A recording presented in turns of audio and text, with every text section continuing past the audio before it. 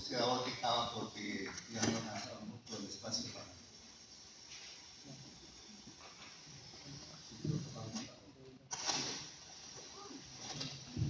Pero que probablemente se han olvidado o han entendido inadecuadamente cuando lo han estudiado o se los han explicado. Cuando hablamos de aorta estamos hablando de la arteria más importante de la economía del individuo. Es un gran vaso que va a transportar la sangre desde el ventrículo izquierdo hacia todo el organismo, generando la perfusión de los tejidos más distales mediante un sistema canalicular que va desde la aorta como principal elemento troncular, pasando luego a la división de ramas. Las ramas más importantes ya vamos a ver cuáles son.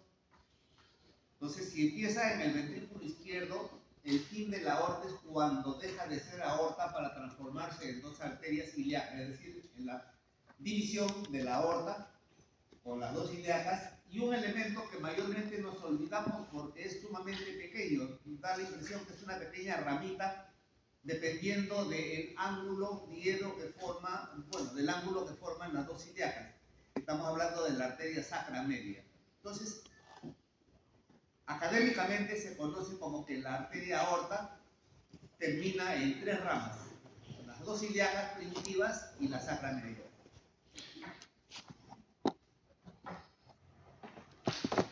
Para efectos académicos, también dividimos a la arteria aorta de acuerdo a la región que está, en la cual se desplaza. Y así hablamos de una aorta descendente, que es esta porción de la aorta que sale del ventrículo izquierdo, que es en gran parte intrapericárdica, asciende y de alguna manera convencional decimos que termina en ese plano que va a pasar por el ángulo de Lewis y que llega a la cuarta vértebra, entre la cuarta y la quinta vértebra dorsal o torácica. Este plano, reitero, no es un plano arbitrario, pero convencional. A partir de este plano, decimos que la aorta se transforma en callado de la aorta. Callado de la aorta empieza en este plano transverso, hace su arco dirigiéndose hacia la izquierda y hacia atrás y termina en el mismo plano pero en la región dorsal del mediastino superior,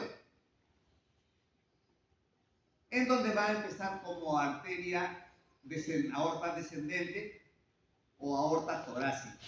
Cuando hablamos de aorta descendente estamos involucrando tanto a la aorta torácica como a la aorta abdominal. Entonces, si lo queremos sacar del ámbito general y ser más específico, hablamos que ahí empieza la aorta torácica, es decir, a nivel del cuarto nivel vertebral torácico, dorsal, y va a terminar a nivel de D11. No nos olvidemos que a nivel de D12 tenemos el hiato aórtico en el diafragma, en donde hace su pasaje la arteria aorta desde el tórax hasta el abdomen. En el abdomen va a ir adosado hacia la columna vertebral lumbar y va a terminar a nivel de la cuarta vértebra lumbar. Si recordamos un poco la anatomía de superficie, ¿con qué estructura podemos asociar el cuarto nivel lumbar? ¿Alguien lo recuerda? Alguien que levante la mano y me diga que recuerdan algo de lo que dije, porque esto lo dije yo. Nadie. Por ese plano que está pasando por el ombligo. Cuando hablábamos de anatomía de superficie, hablé del ombligo y le dije que por el ombligo pasaba un plano que iba hasta el nivel de la cuarta vértebra lumbar, que delimitaba o daba más o menos el aproximado de donde termina la arteria aorta y empiezan las ilíacas. Bien, en todo este trayecto la arteria aorta va a dar una serie de ramas, pero vamos a ver un poco las especificaciones propias de la aorta. La aorta en su raíz va a medir un diámetro entre 25 a 30 milímetros. Ok.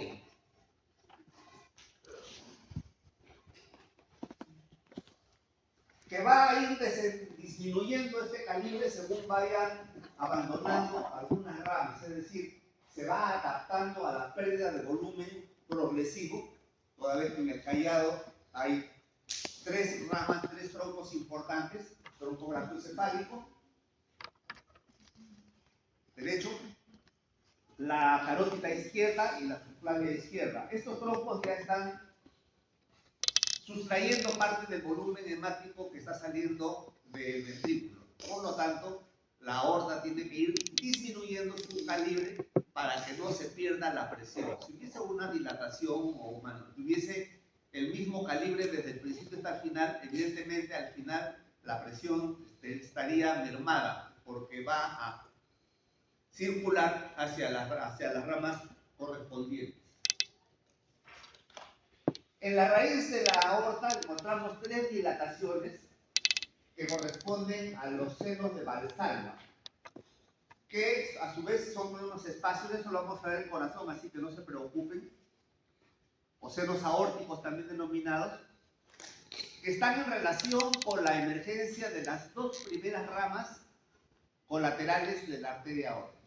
Las dos ramas, las primeras ramas que salen de la arteria aórtica son las arterias coronarias, que son las arterias que van a irrigar el miocardio. Los senos sigmoideos se denominan así por la estructura de tres elementos que constituyen la válvula aórtica, que están dispuestas en un seno posterior y dos anteriores. Me voy adelantando para efectos de que cuando hablemos de la pulmonar hablamos de la situación inversa, en la que tenemos dos posteriores y una anterior, que son los senos sigmoideos de la arteria pulmonar. Extrapericárdicamente se va a funcionar o va a estar en relación con los fondos de saco pleurales que ya hemos hablado ya, los senos, acá también tenemos algunos senos, que no reciben un nombre específico, sino simplemente como fondos de saco pleurales en relación con las estructuras vasculares de gran magnitud que están saliendo a nivel de la base del corazón. Entonces ya dije, va a empezar y terminar a nivel del cuarto nivel torácico y va a terminar en el cuarto nivel lumbar. Ya esa es la descripción de la orientación y el desplazamiento de la arteria aorta en el mediastino. No nos olvidemos que estos son elementos que están ocupando el espacio mediastinal. Acá tenemos una gráfica, tenemos el plano que está pasando por el ángulo de Lewis, cuarta vértebra lumbar, torácica, perdón, aorta ascendente hasta acá callado de la aorta descendente o torácica. A partir de acá, aorta abdominal. La relación del callado de la aorta por su orientación y desplazamiento va a estar en relación con elementos, reitero, del mediastino, como por ejemplo con la tráquea y especialmente con el bronquio izquierdo, al cual lo va a abrazar de cierta manera, ¿no? Acá tenemos el bronquio izquierdo, tenemos que está siendo rodeado o abrazado por las ramas de la arteria pulmonar, de la arteria pulmonar, de la pulmonar izquierda, la pulmonar derecha, la tráquea está por detrás y por delante vamos a encontrar unos elementos conocidos como los troncos brachiocefálicos. Vamos a ver más adelante una gráfica. Entonces, la porción horizontal, ya lo dije hace un momento, va a darnos tres troncos principales, que son el tronco brachiocefálico, la carótida izquierda, la subclavia izquierda. Por esta zona, por la concavidad y ya iniciando la aorta descendente, vamos a encontrar la emergencia de unas ramas importantes que son las arterias bronquiales. Estas son las que van a irrigar los bronquios y que le van a dar la oxigenación y los nutrientes al parénquima pulmonar. Es un error pensar que la arteria pulmonar es la que va a irrigar a los pulmones. La arteria pulmonar lo que hace es llevar la sangre para que los pulmones funcionen y hagan su labor, es decir, que se realice la hematosis. De esto ya hablamos en la clase anterior, así que no voy a insistir más en aquello. Acá esto me permite hacerles recordar algo que mencioné en la clase de pleura. Esto de acá es el reborde pleural que les decía, envuelve el pedúnculo pulmonar y una prolongación de una lámina de 2 capas, que viene a ser el ligamento triangular o pulmonar, va a descender hasta la región del diafragma. En una suerte de repliegue falciforme, que así también lo conocen en algunos textos, ¿no? Repliegue falciforme de la pleura mediastinal. Ya dije, las primeras colaterales son las coronarias derecha e izquierda, tronco brachiocefálico, carótidas, etc. Son relaciones, ¿no? Va a pasar por delante de una tráquea, va a estar por detrás de los troncos venosos brachiocefálicos, tanto derecho como izquierdo, que van a constituir, ya vamos a ver más adelante, la vena cava superior. Acá, lo que antes he mencionado, los troncos brachiocefálicos, la yugular interna, la subclavia, la subclavia interna, la subclavia derecha, la yugular, la subclavia forman los innominados, también denominados troncos brachiocefálicos o venas innominadas, y juntas estas innominadas van a formar la vena cava superior. Esto ya lo dije. Un poco para que veamos que a lo largo del descenso de la arteria aórtica torácica va a dar estas ramas importantes que son las ramas intercostales. El hecho que salga una rama directamente de la aorta implica que estas ramas tienen un gran flujo y de hecho se necesita un gran flujo porque los músculos intercostales van a estar actuando y requiriendo de aporte tanto de nutrientes como de oxígeno. Es decir, aquellos elementos que ameritan o que consumen oxígeno en gran cantidad y que también requieren nutrientes para poderse mantener y desarrollar su actividad metabólica normal, siempre va a estar ricamente irrigado. Aquellos elementos que tienen poca actividad, por lo tanto no ameritan tener mucho oxígeno ni tampoco muchos nutrientes, van a tener una pobre vasculatura. Y en intercostales sabemos el día a día, así que no vamos a insistir en eso.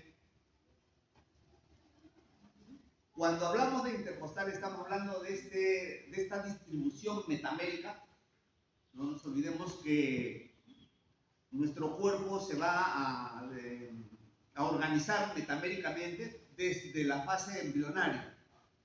Cuando tenemos nosotros las respectivas, los somites, que van a dar origen a todos los componentes de nuestro organismo.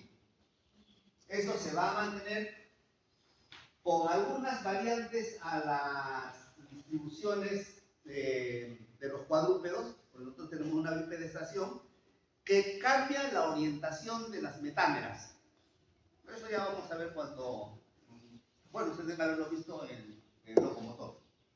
Entonces, en el lado derecho nosotros vamos a tener la prolongación de las arterias intercostales que tienen mayor longitud que las del lado izquierdo, porque la aorta está un poco más ubicada en el espacio lateral o la cara lateral de la columna vertebral. Por lo tanto, el trayecto va a ser un poco mayor que el del lado izquierdo, que va a ser más corto.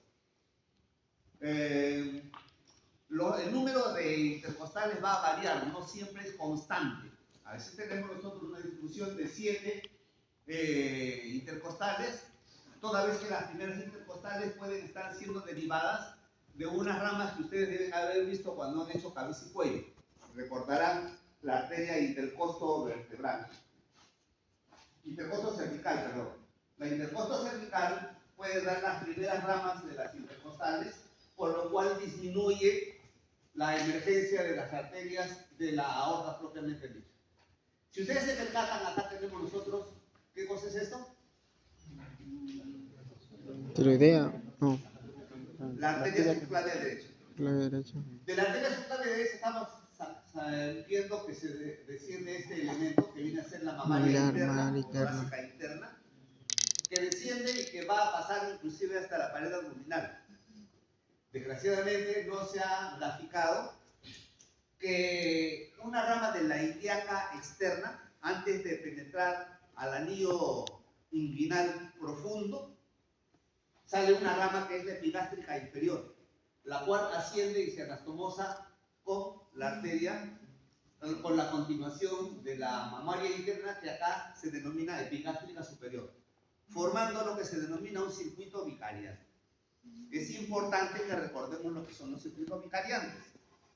Son circuitos accesorios que están presentes y patentes y que de alguna forma garantizan que si hubiese una oclusión, vamos a ver por ahí, tenemos creo algo interesante más adelante, para que vean cómo es que estos circuitos vicariantes permiten la pervivencia de las estructuras cuando se ocluye alguna arteria importante que les aporta tanto el oxígeno como los nutrientes. Si no lo menciono, me están acordando en todo caso al final. Entonces, como les decía, las venas son más largas, va a pasar por detrás del conducto torácico, por detrás de las ácidos y de las áreas simpáticas. La última rama que está saliendo de la aorta y que va a dirigirse hacia la pared torácica, que vendría a ser el equivalente a una de las intercostales, por ya no tener otra costilla por debajo, por lo tanto ya no podría ser inter, recibe el nombre de subcostal. Esta rama subcostal es la que va a desplazarse por la canaleta del reborde inferior según la costilla. Si bien es cierto, esta imagen de acá habla de una alteración, es simplemente para que podamos ver nosotros cómo la tecnología ahora nos permite tener imágenes tridimensionales de la estructura vascular. Esto era impensado hace unos 30, 40 años. Era imposible pensar que íbamos a tener una imagen que nos permita identificar alteraciones de las estructuras vasculares en este caso, pero se da para cualquier elemento que pueda ser identificado radiológicamente.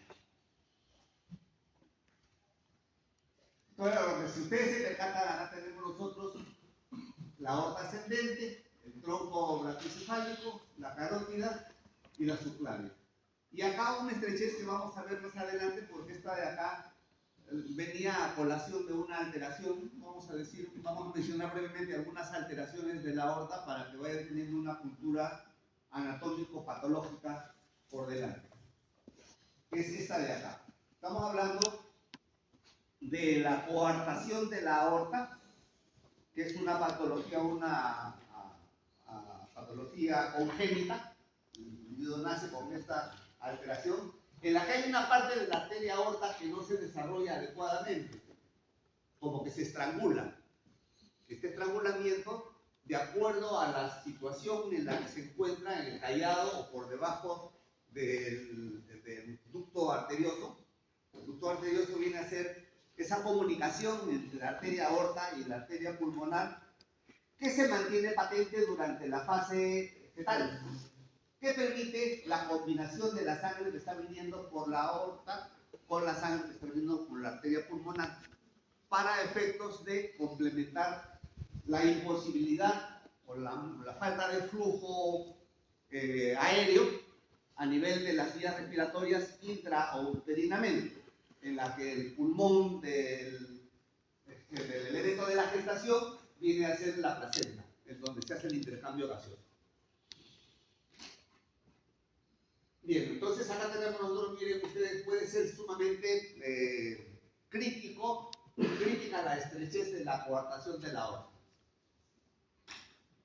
Acá tenemos de acá es el ducto arterioso, que es el elemento que comunica la arteria aorta con la pulmonar, que de alguna forma compensa la falta de flujo para que se haga un bypass, un shunt entre la arteria pulmonar y la arteria aorta y que permita que la sangre discurra y ese ser que está en gestación pueda desarrollarse, nacer vivo y darle trabajo al cirujano cardiovascular para efectos de reparar inicialmente de manera paliativa hasta que adquiera un peso adecuado para darle una resolución definitiva.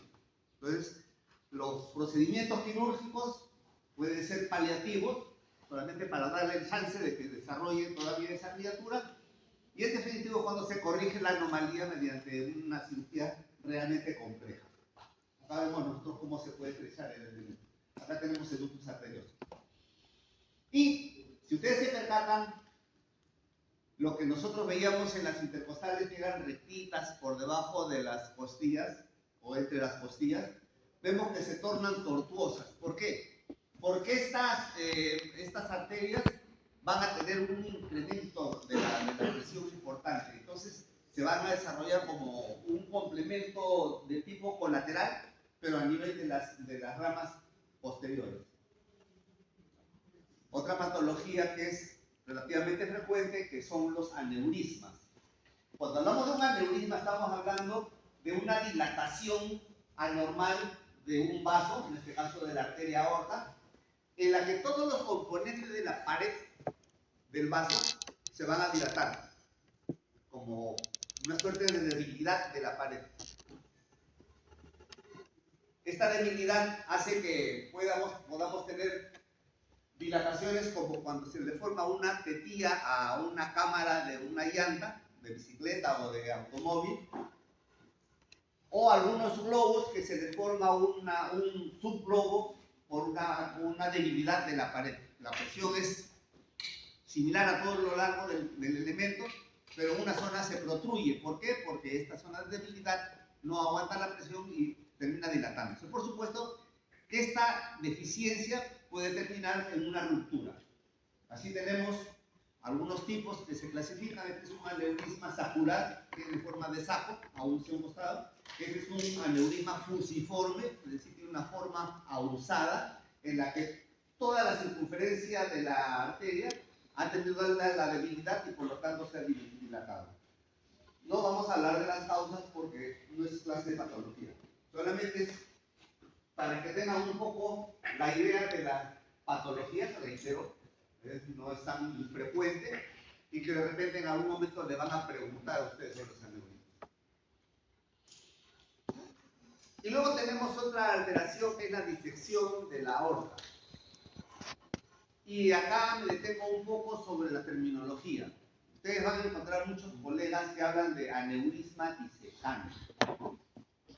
O es aneurisma o es disección.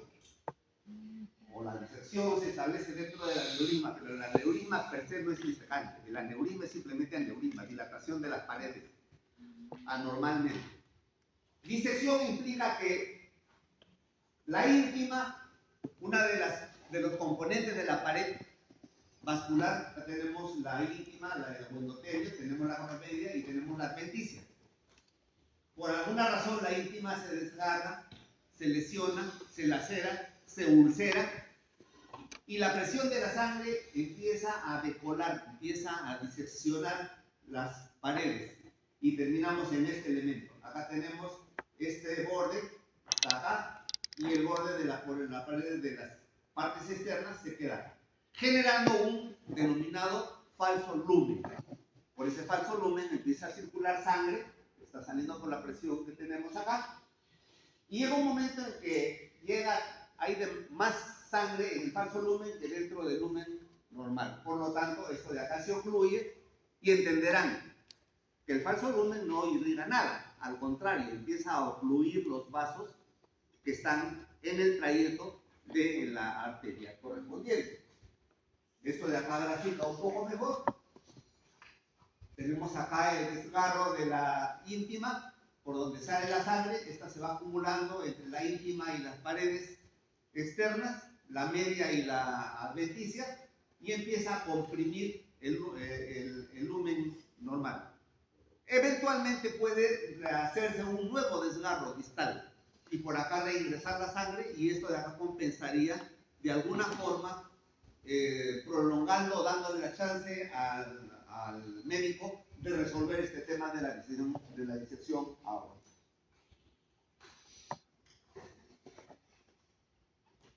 Si ustedes son acuciosos, podrán entender que esto de acá es una tomografía, una angiotem.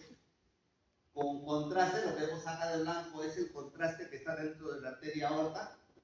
El contraste llena también los vasitos que son ramas de la arteria aorta. Acá tenemos los riñones, tenemos las arterias renales, pero no tenemos la continuidad de la aorta. La aorta tendría que estar terminando a este nivel.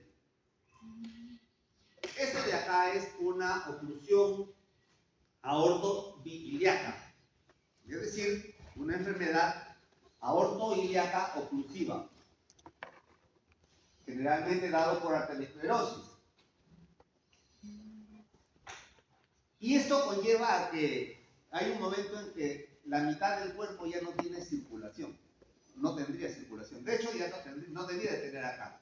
Pero miren cómo la naturaleza y sobre todo los circuitos vicariantes generan un conjunto de elementos denominados circulación colateral que recanalizan distalmente lo que estaba ocluido. Acá prácticamente no pasa sangre por las ilíacas.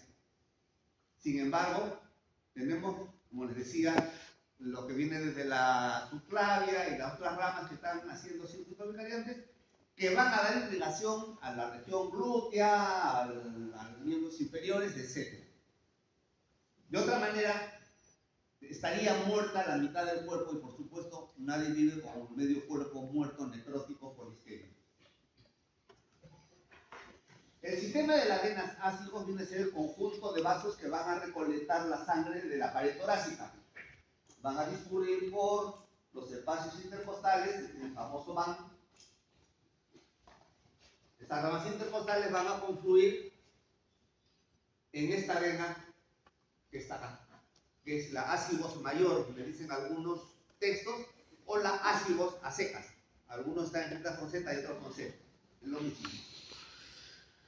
Cuyo origen va a estar en la cavidad abdominal. Es decir, acá está tapado por la vena cava, pero por detrás de la vena cava está la vena denominada la lumbar ascendente.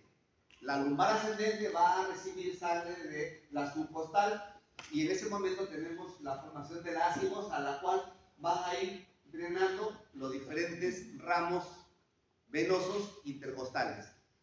Pero no solamente los intercostales del lado derecho que le corresponde, sino que también van a drenar la formación de los otros ácidos, que ya no se llaman ácidos, sino hemiácigos inferior y hemiácigos superior, que también van a confluir y van a llegar hacia la ácibos. La ácibos asciende y desemboca en la vena cava superior. Así como tenemos nosotros una circulación arterial vicariante, el sistema ácibos constituye un sistema vicariante venoso, porque va a conectar la vena cava inferior y los elementos que están drenando en la cavidad abdominal con la vena cava superior. Eso implica que en algún momento, dramáticamente, por alguna razón, se ocluye la vena cava inferior. Ese sistema va a dilatarse por la presencia de una mayor masa hemática, pero va a permitir que la sangre que debería venir por la cava inferior desemboque en la cava superior para llegar al corazón y que pueda ser oxigenada en el corazón, en los pulmones. Entonces,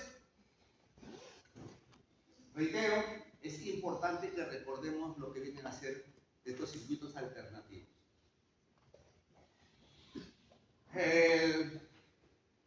La ácibos inferior o hemiácigos inferior va a quedar con este nombre y la hemiácigos superior recibe el nombre también de hemiácigos accesoria.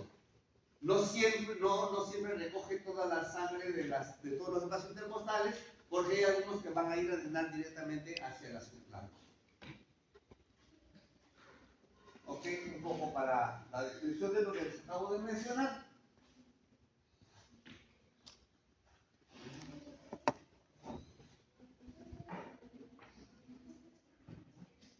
La hemiácigos del lado izquierdo tiene una connotación o un comportamiento ligeramente diferente al del lado derecho. En el del lado derecho no va a haber el aporte de la región de las renales y suprarrenales. Simplemente son las que van a drenar de la pared abdominal hacia el sistema de la lumbar ascendente.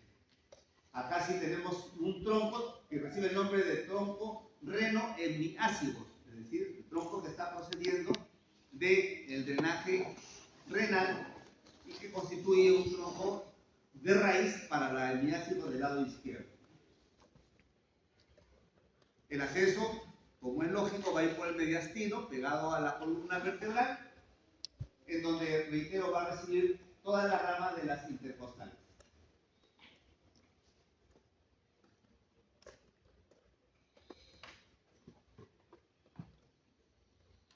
Ya. A veces nosotros tenemos que, lo que dije hace un rato, ¿no? No siempre la hemiácigos accesoria va a recibir todo el drenaje de la pared torácica izquierda. Acá estamos viendo que se forma un tronco que se va hacia la subclavia y simplemente a partir de la quinta, sexta o séptima espacio intercostal forman el tronco de la hemiácigos accesoria. A nivel de la vértebra número 8 o la 9 están ascendiendo la hemiácigos inferior y entre la 7 y la 8 está descendiendo la hemiácigos accesoria para drenar en la vena ácidos. La vena ácidos es una vena muy importante, muy voluminosa. Cuando uno abre un tórax ve una columna importante azulada que es fácilmente identificada. A veces es incomprensible cómo algunos se la llevan de encuentro al momento de las toracotomías. La arteria pulmonar, como ya sabemos, es la que va a salir del ventrículo derecho, va a llevar la sangre venosa colectada por las cavas en la aurícula derecha y la va a impulsar por los troncos, primero por el tronco pulmonar y de acá las ramas de las arterias pulmonares derecha e izquierda. Estas van a dividirse a su vez rápidamente en los lóbulos correspondientes del pulmón y en los subsegmentos troncopulmonares. Entonces, básicamente va a transportar sangre venosa, razón por la cual en las gráficas siempre se le pone a esta arteria como de color azul. En tanto que la aorta, por tener sangre arterializada, siempre se le va a graficar de color rojo.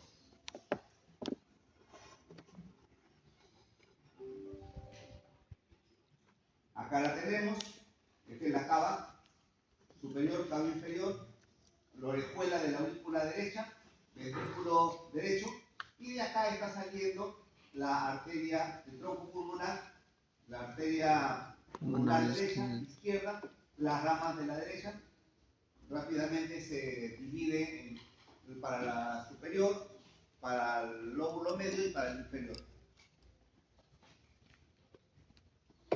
La vena cava superior, ya hemos dicho, está formada por las dos sinominadas, también denominada tronco brachiocefálico venoso, izquierdo y derecho, y van a desembocar en la aurícula derecha. La inferior va a recolectar toda la sangre de la parte inferior del cuerpo, la porción caudal, y la va a llevar hasta la aurícula derecha, en una zona que nosotros vamos a ver cuando hagamos corazón, una protrusión que se denomina la válvula de Eustaquio. Siempre es importante recordar que no todo lo que se dice es. ¿Qué significa esto? Significa que hay una serie de nomenclaturas que no llegan a describir o no significan lo que realmente debía ser. Cuando uno habla de una válvula, ayer creo que fue que hablamos que la válvula era un aditamento que permitía el flujo unidireccional. La válvula de Eustaquio no es una verdadera válvula, simplemente es una protrusión de la desembocadura de la vena cava inferior en en la aurícula, Ah, que no cumple la función de válvula, porque no tiene los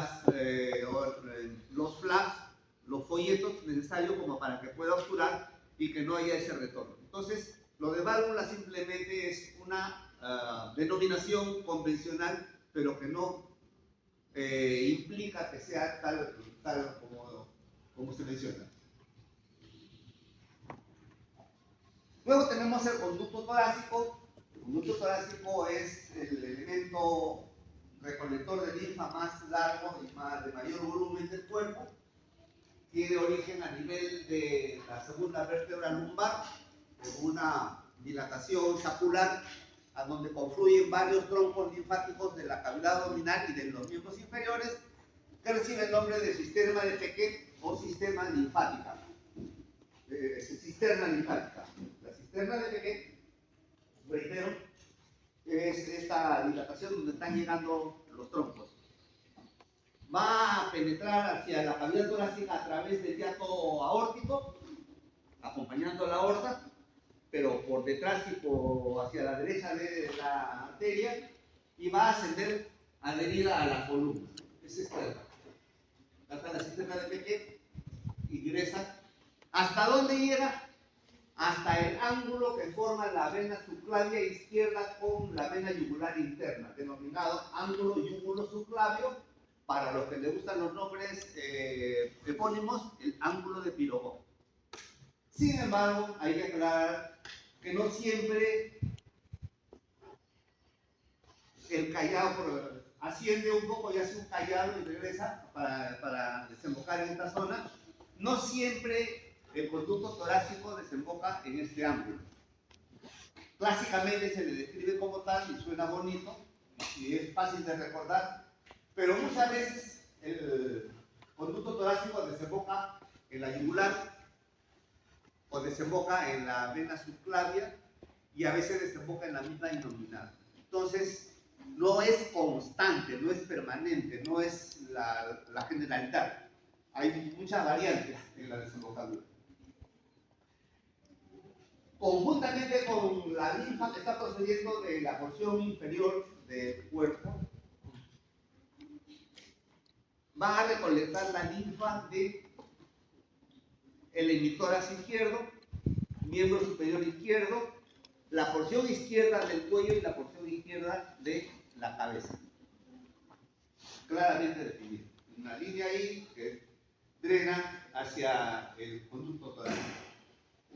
El resto del cuerpo, es decir, el hemitórax derecho, miembro superior derecho, en mi cara y en mi cuello derecho, van a ser recolectados por la denominada gran vena linfática, que recibe un nombre de gran vena linfática, pero que realmente es pequeña en relación con el conducto torácico. Este sistema de la gran vena linfática va a recolectar la linfa de esa zona y va a desembocar también en el ángulo yúgulo subclavio, entre comillas, del lado derecho, en el callado de la gran vena linfática. Entonces hay un callado del conducto torácico, asciende y luego hacia esta curvatura, y hay un callado de la gran vena linfática, o también denominada vena linfática derecha, simplemente.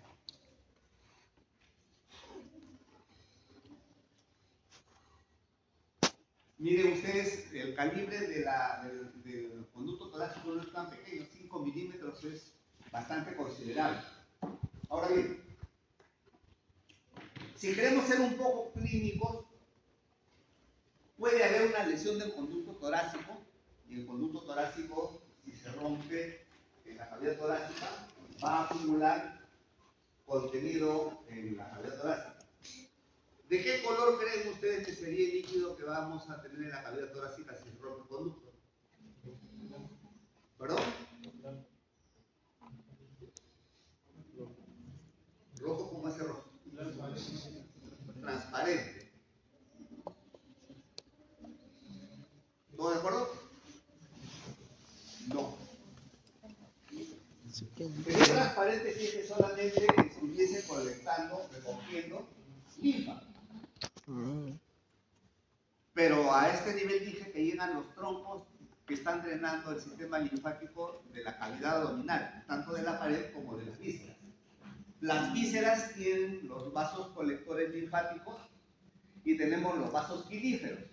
Los vasos quilíferos son los que van a recolectar el quilo a nivel intestinal y que van a discurrir por el sistema linfático. Entonces, lo que nosotros tenemos acá, sobre todo cuando se ha comido, un líquido lechoso, formado por las grasas que han sido absorbidas a nivel intestinal. A este líquido lechoso se le denomina quilo. Y cuando se acumula este quilo en la cavidad torácica, creo que cuando hablamos ayer, cuando se acumula el aire es neumotórax, cuando se acumula sangre es pneumotórax, cuando se acumula pus es piotórax, en este caso se acumula kilotórax. Entonces uno mete una aguja y saca leche, entre comillas. Y eso de ahí me da el diagnóstico de que hay una lesión, que no es sangre, no es líquido seroso, sino que es quilo por alguna lesión del conducto torácico. Bueno, esto es el discurrir que ya se lo mencioné, las relaciones del conducto torácico en el mediastino posterior, que está hacia la derecha de la aorta y hacia la izquierda del esófago, y va a ir hacia el ángulo yúgulo subclavio. No le he puesto el nombre de tiroboas, pero ustedes lo van a encontrar así en los textos. El nervio frénico, ya ustedes han hecho la parte neurológica, no me voy a detener en cuanto a su origen. Es el principal nervio que inerva, para la redundancia, los diafragmas. Son independientes, cada nervio inerva su propio diafragma, va a penetrar a la cavidad torácica a través del estrecho superior, cada uno tiene sus propias relaciones, ¿no?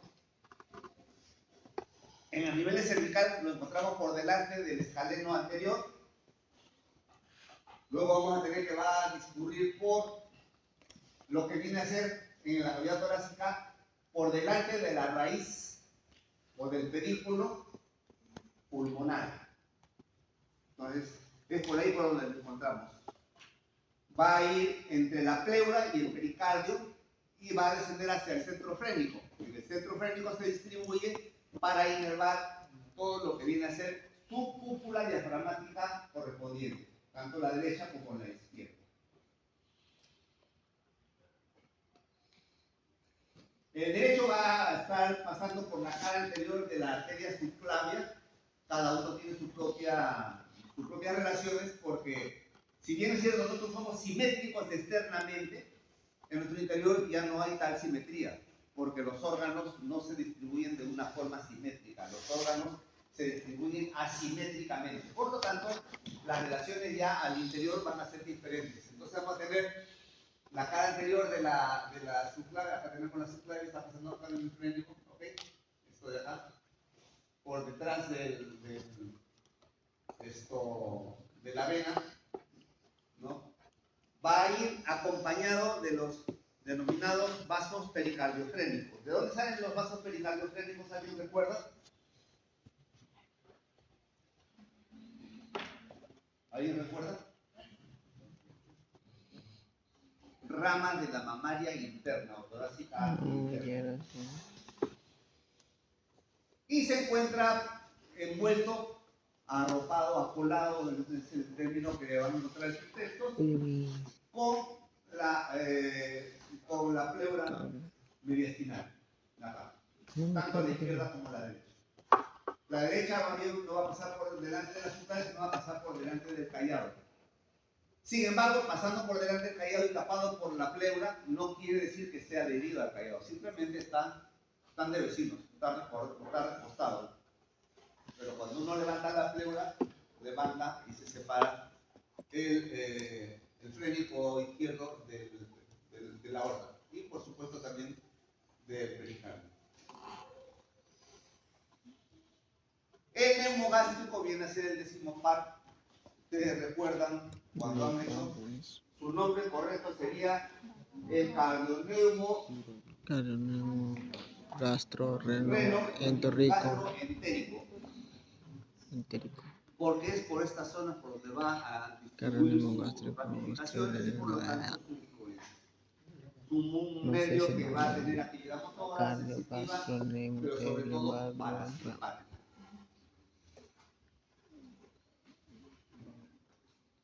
Esta me sirve mucho para poder ver las relaciones. Acá tenemos la cadena simpática. cadena simpática, Por acá tenemos el tronco, el nervio neumogástrico derecho, el neumogástrico izquierdo. El neumogástrico derecho pasa por delante de la subclavia, deja una rama que es la rama recurrente inferior, derecha.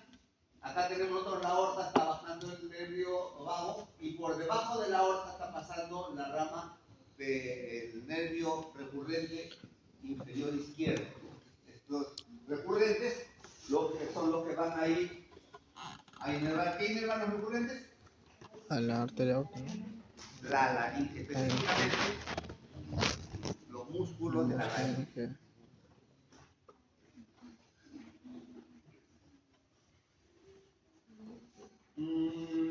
Bueno, eso ya lo dije.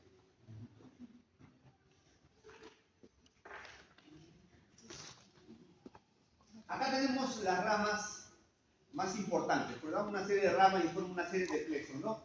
La lista recurrente, lo mencioné, las ramas cardíacas, superiores, medias e inferiores, que van a constituir una suerte de estructura reticular que van a formar los plexos cardíacos, también los plexos bronquiales pulmonares. Las ramas pulmonares forman los plexos, y las ramas esofágicas que van a ir acompañando al esófago como troncos y se van a distribuir. ¿Ya acabaron? ¿Ya acabaron? Que van a ir a distribuirse por el esófago dirigiéndose hacia el abdomen. El abdomen se va a distribuir por la cara anterior y posterior del estómago, y por supuesto van a salir todas las ramas que van a constituir parte de los plexos que van a funcionarse con las ramas que están procediendo del sistema simpático. Reitero, el neumogástrico, fundamentalmente parasimpático.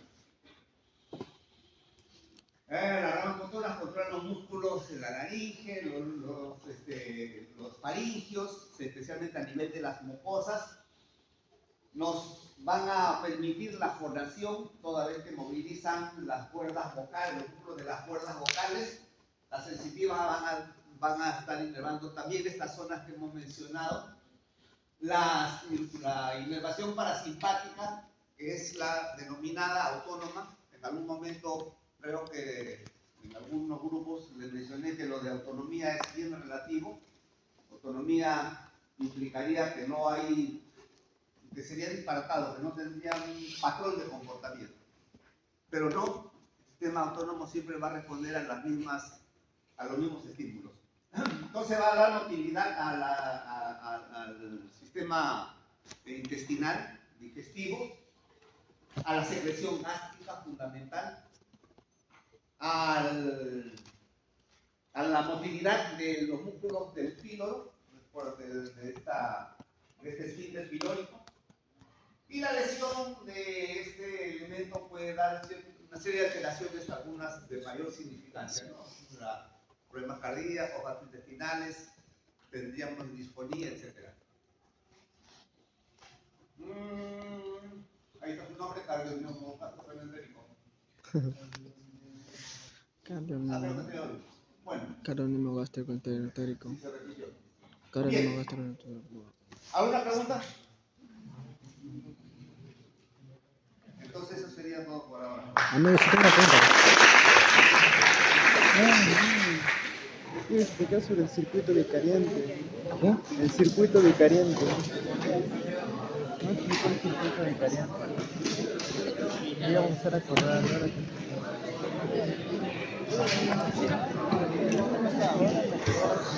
Bienvenidos al sistema de chao.